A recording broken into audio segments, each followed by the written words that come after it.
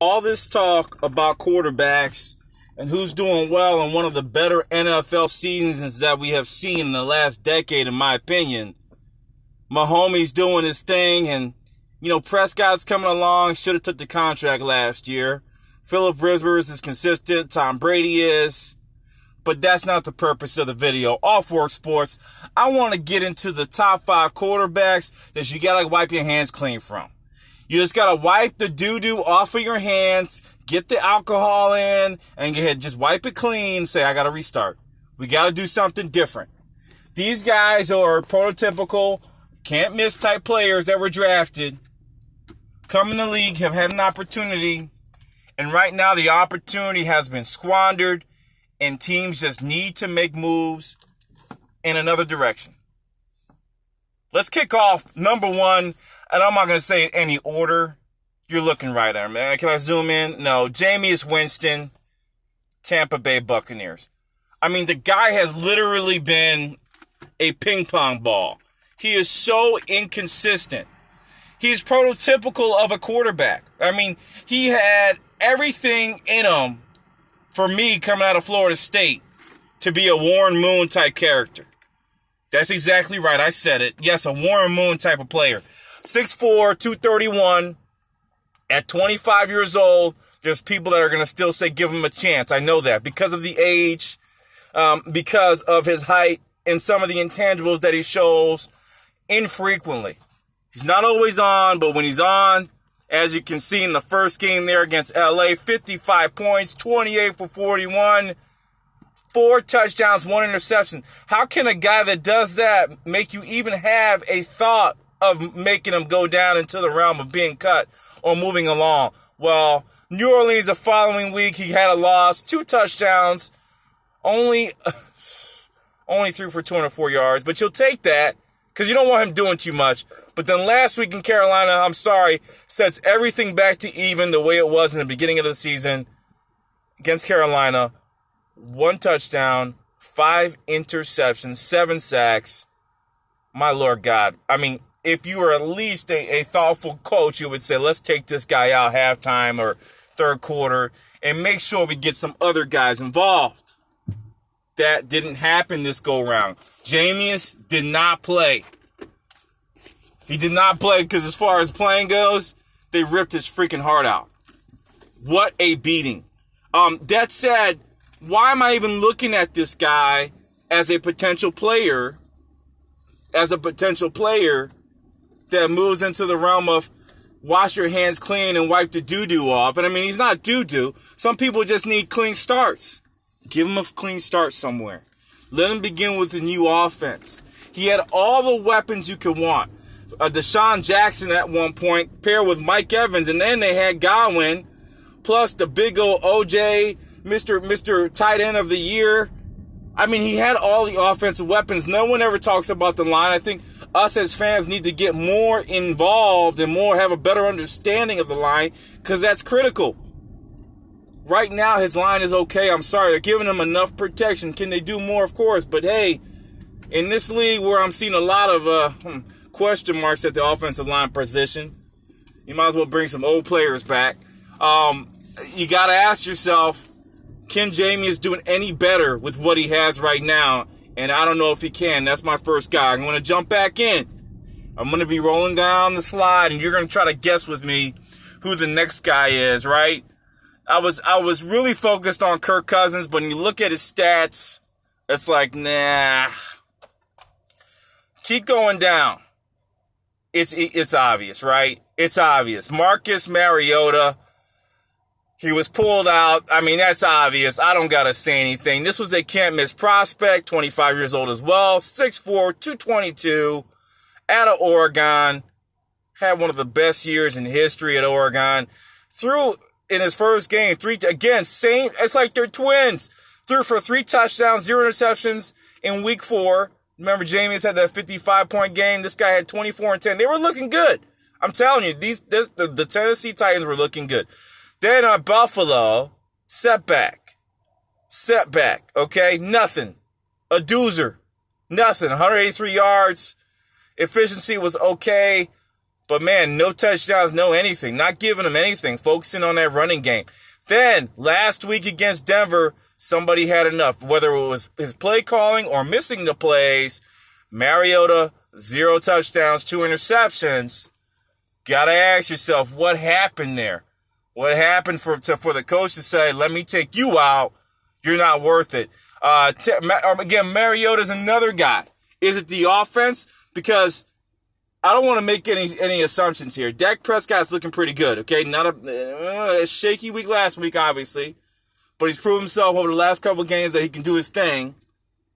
If you brought Jameis Winston into Dak Prescott spot, or maybe Marcus Mariota into a Dak Prescott spot, what would happen? I'm not saying anything, right? I'm trying to give these guys the benefit of the doubt because they were superstars in college.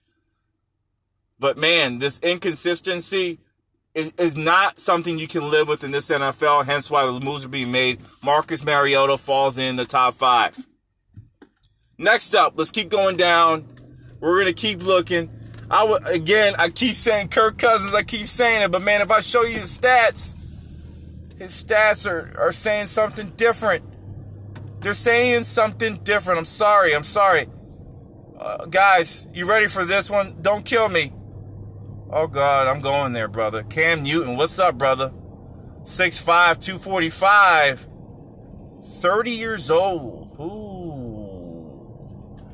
Guys, he's at prime. I mean, Mariota and Winston at least have the argument that these guys are younger.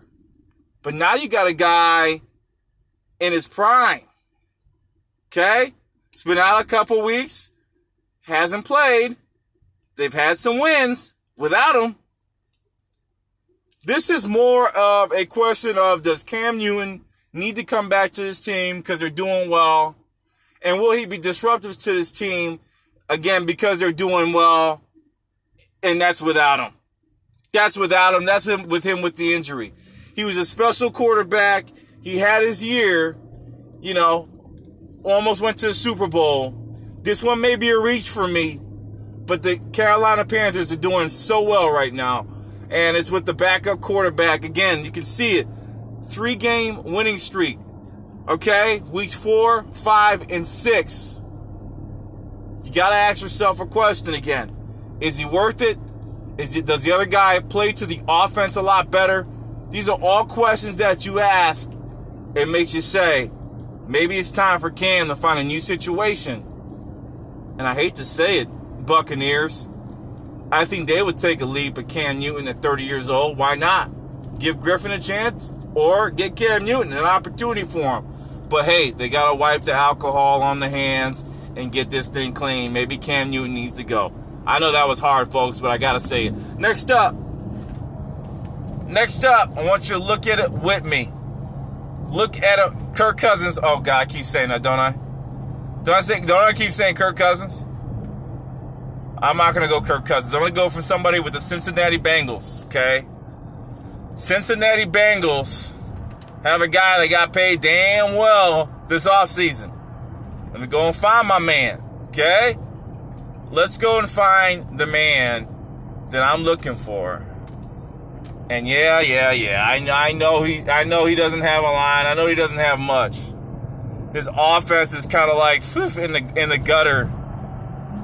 But do you say goodbye to Andy Dalton? Do you restart the career with Andy Dalton? Do you try something different with Andy Dalton? That is the question that you have to ask yourself.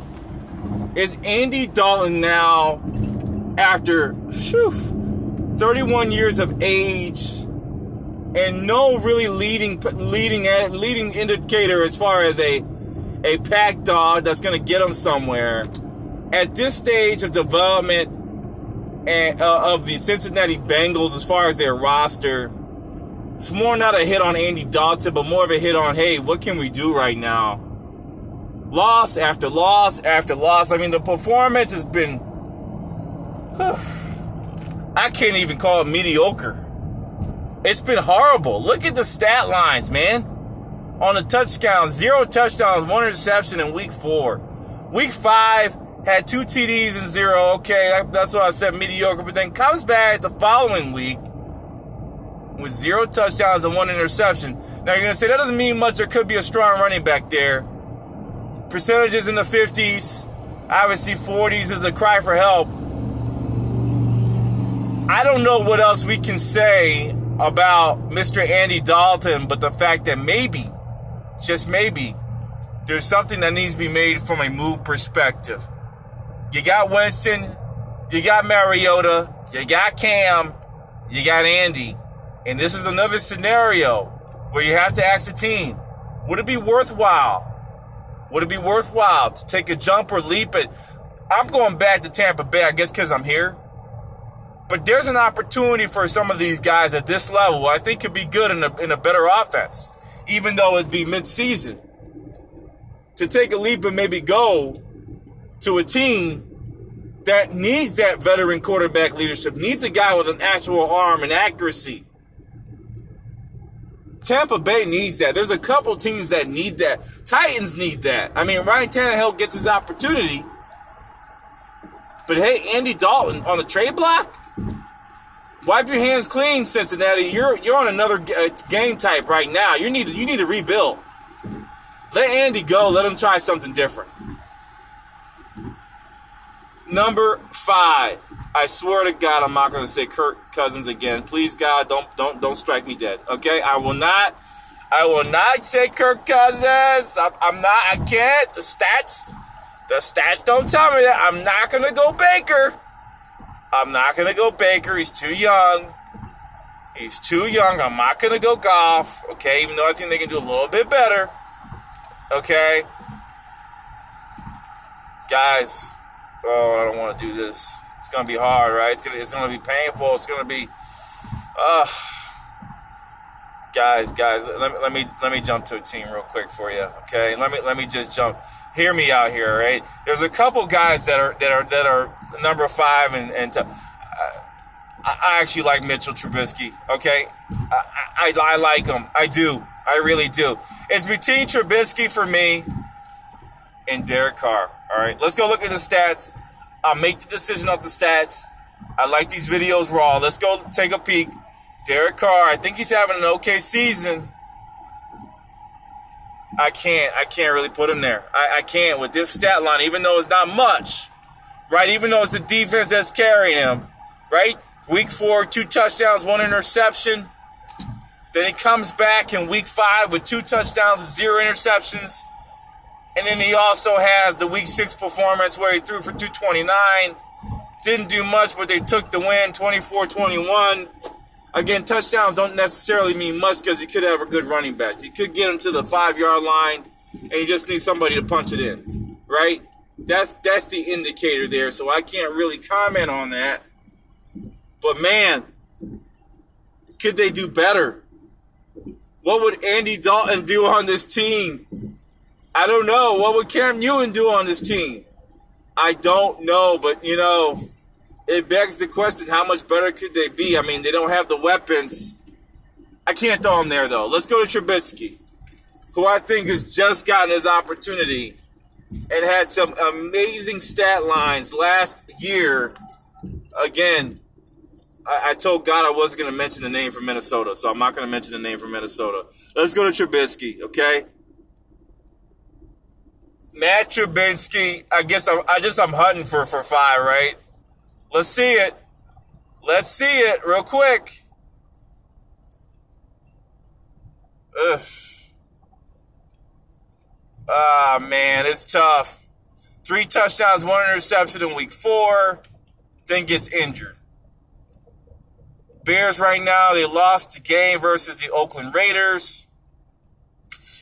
Sorry, guys, I can't. What if I lied in the title and said it's actually 4 versus 5? I mean, how would I look? I don't want to just hunt the hunt, right? I'm talking through this real quick. I can't just throw a name out there. I can't just throw Case Keenum, who I think is not doing too bad. Jimmy Garoppolo's been injured. Carson Wentz, no way. No way I could do that to myself. Yeah, I think we pretty much got it. I'm sorry, I can't throw Minnesota.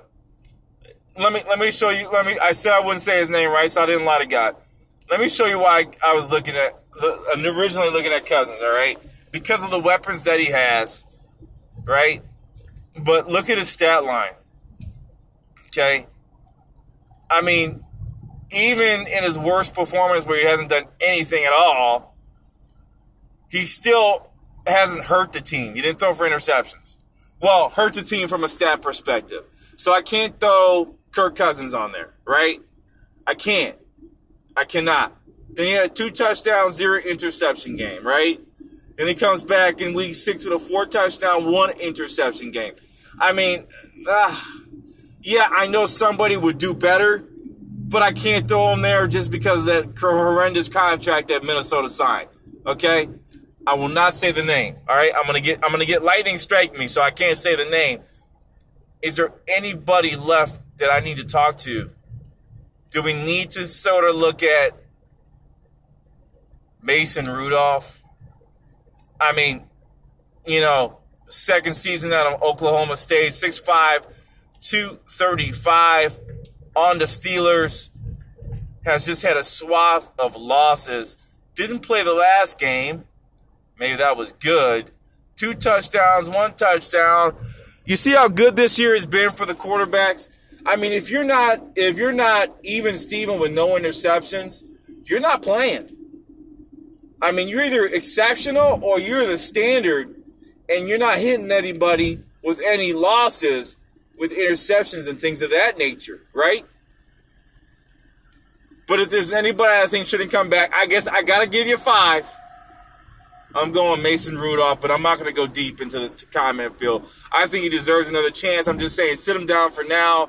Give him another year next year to get acclimated, even though this would be the best time for him. He's still freaking young. Second season in, 24 years old. Isn't that sick? Can you imagine how talented Jameis and Mariota were? They're 25 years old with 4 to 5 years experience. This kid is just coming in his second season at 24 years old. I mean, there's someone that's going to give those kids a chance. However, Mason Rudolph at 24 years old, just because of the age and because of the production of what they got while he was in, even if it wasn't too bad, wipe your hands clean for this year and move Mason to the bench. Off Work Sports, long video, but you went through it with me. You went through the thought process. We looked through the list. We give you the facts, the stats. Subscribe, like, share, please. I love sports. I love y'all. I'm out. Peace.